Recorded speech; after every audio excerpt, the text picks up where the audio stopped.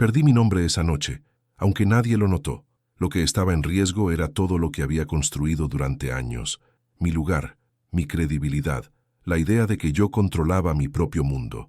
Reaccionar habría sido lo obvio. Un gesto, una palabra, una interrupción directa. Bastaba con levantar la voz y señalarlo. Pero no reaccionar me costó caro. Me costó tiempo, me costó dignidad, me costó la certeza de quién era cuando nadie me defendía.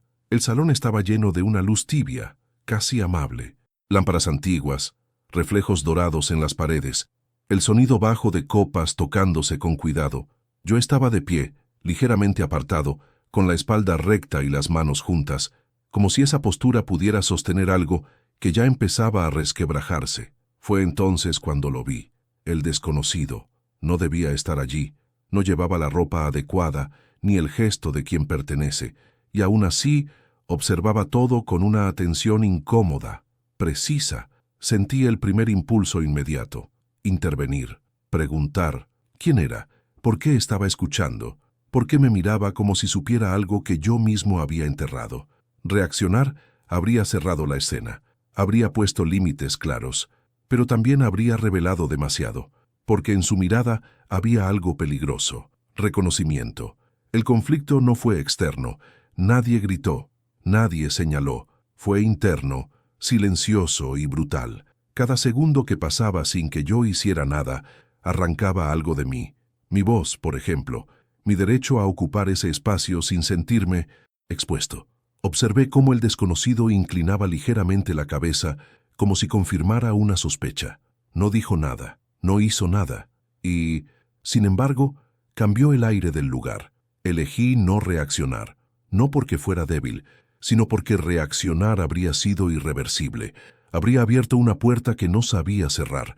Mi silencio fue una decisión consciente, pesada, incómoda.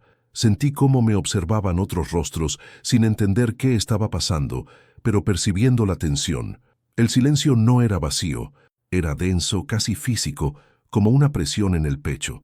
En ese momento comprendí el primer costo real: el tiempo que dejé pasar sin defenderme, el tiempo que regalé a una escena que no merecía controlarme. También perdí algo más sutil: la sensación de pertenencia. Ya no era parte del grupo, ni siquiera de mí mismo. Era un espectador dentro de mi propia vida. La microrrevelación llegó sin aviso. El desconocido no estaba allí por casualidad. Su calma no era ignorancia, era ventaja, y mi silencio, aunque necesario, le daba espacio. Todo seguía igual en apariencia: las luces, las copas, las conversaciones bajas. Pero algo se había desplazado. Yo lo sentí antes que nadie. Cuando el desconocido dio un paso más cerca, sin mirarme directamente, entendí que esa noche no iba a terminar como empezó. Y aún así, permanecí en silencio, con la certeza inquietante de que cada segundo sin reaccionar estaba escribiendo algo que ya no podría borrar. El silencio se volvió más ruidoso cuando me senté. La silla de madera crujió bajo mi peso, un sonido pequeño, casi insignificante, pero suficiente para que yo lo sintiera como una confesión pública. El salón seguía igual: la luz dorada, las sombras suaves, las conversaciones retomando su curso normal. Nadie parecía notar que algo ya había cambiado. Nadie, excepto yo y el desconocido. Ahora lo veía mejor. No hablaba con nadie en particular, pero escuchaba a todos. Su cuerpo estaba relajado, demasiado relajado para alguien que no pertenecía a ese lugar. Tenía esa calma incómoda de quien no necesita probar nada. Yo seguía con el impulso de reaccionar latiendo en las manos, en la mandíbula apretada, en la respiración contenida. Bastaba una pregunta directa, bastaba mirarlo a los ojos y romper el juego. Pero hacerlo habría revelado lo que yo aún intentaba negar, que él sabía algo que podía costarme todo. El conflicto se volvió más claro. No era su presencia lo injusto, sino mi propia posición. Yo estaba allí, con nombre, historia y poder, y aún así me sentía invisible, despreciado no por palabras, sino por la ausencia de ellas.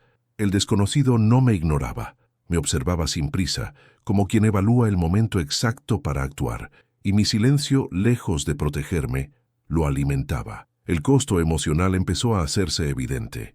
Perdí dignidad en pequeños fragmentos.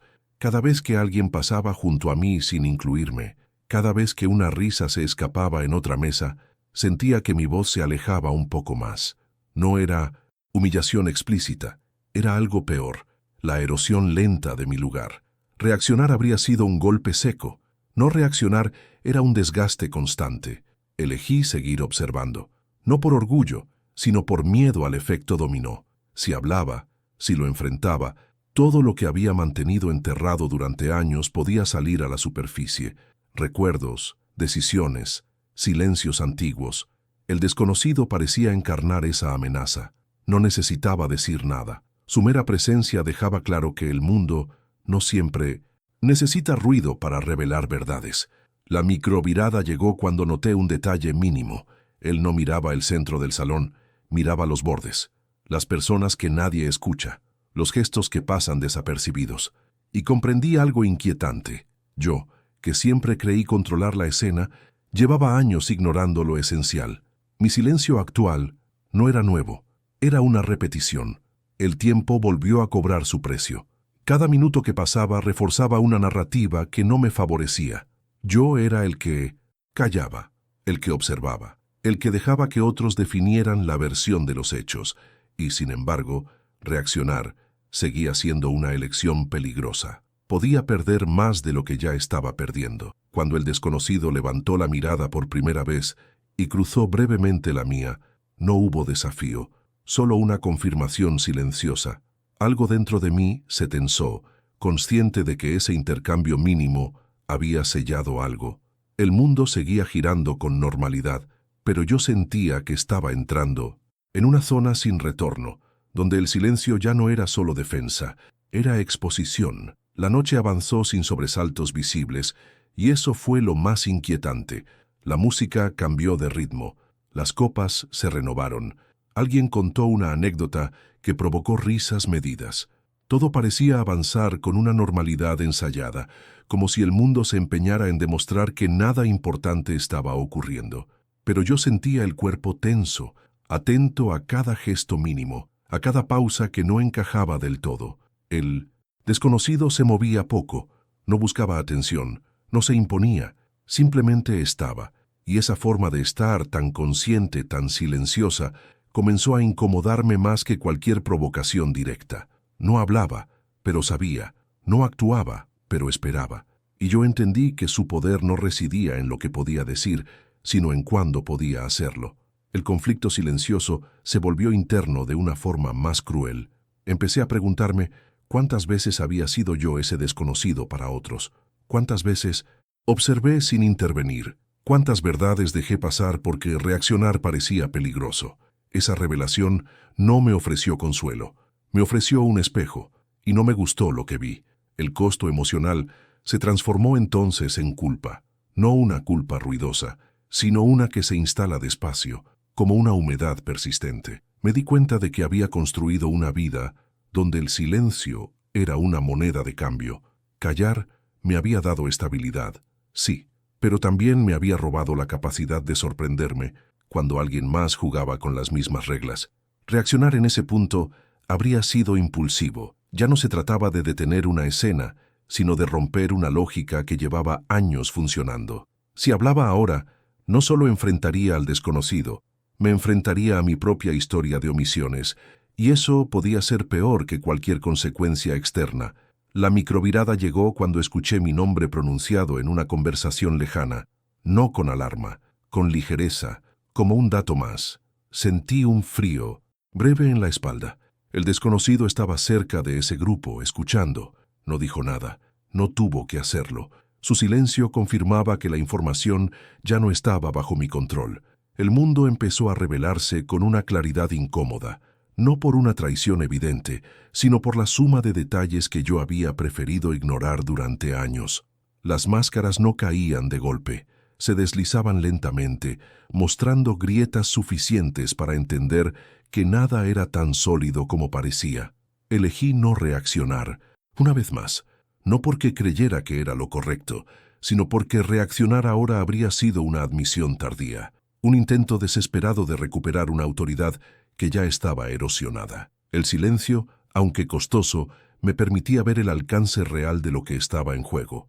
Cuando levanté la vista, El desconocido ya no estaba en el mismo lugar. Se había desplazado hacia otro punto del salón, integrándose con naturalidad, como si siempre hubiera pertenecido allí. Esa imagen fue suficiente para entender que algo había cambiado de forma irreversible, no en el ambiente, en mí.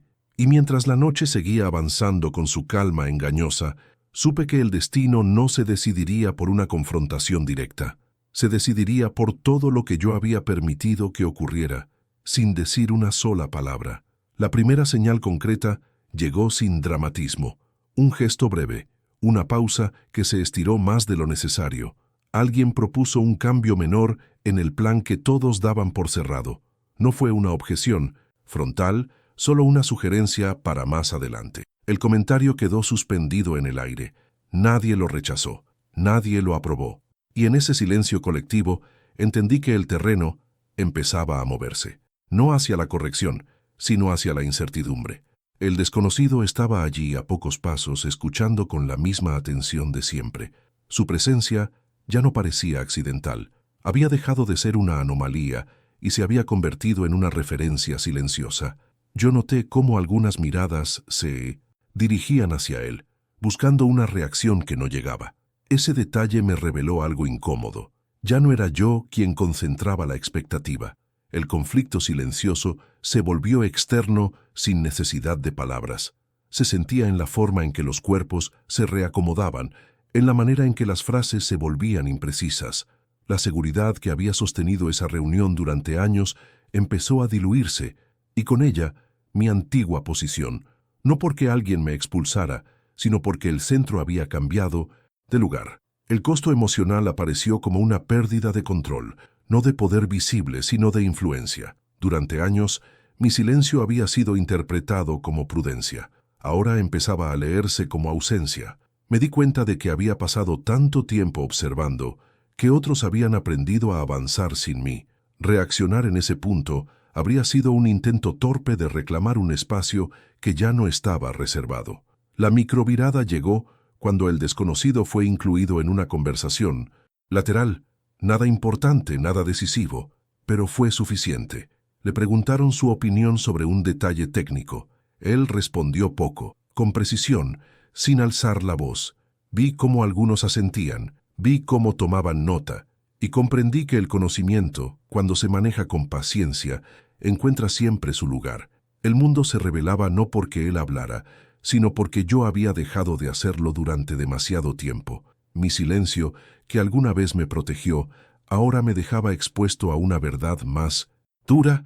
Nadie puede sostener un lugar solo observando. La pertenencia exige fricción, exige riesgo. Sentí el impulso final de reaccionar, no para enfrentar al desconocido, sino para enfrentarme a mí mismo, decir algo, cualquier cosa, para recordar que aún estaba allí. Pero entendí que hablar en ese instante no corregiría nada. Sonaría defensivo, tardío, como una explicación que nadie había pedido. Elegí seguir callando, con una lucidez amarga, no porque creyera que el silencio aún me beneficiaba, sino porque necesitaba ver hasta dónde llegaría todo sin mi intervención. Necesitaba confirmar si el sistema al que había servido con mi discreción era capaz de sostenerse sin ella. La noche empezó a cerrarse.